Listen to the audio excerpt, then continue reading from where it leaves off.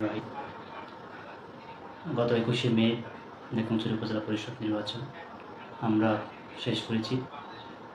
আমরা সেই নির্বাচনে জনগণের মনোনীত প্রার্থী লেখংছড়ির মাটি ও মানুষের প্রিয় নেতা জননেতা অধ্যাপক তোফায়েল আহমেদের সমর্থনে আমরা একটি নীরব ভোট বিপ্লব আমরা ঘটিয়েছি।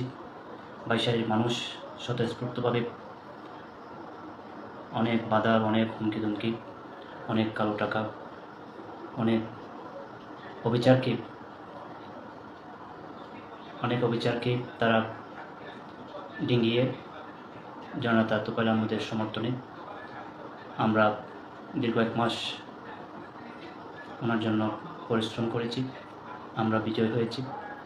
আমরা এই উপজেলা পরিষদ নির্বাচনে আমরা চেয়েছি একটি ভালো মানুষ, যাকে আমরা সবসময় পাবো।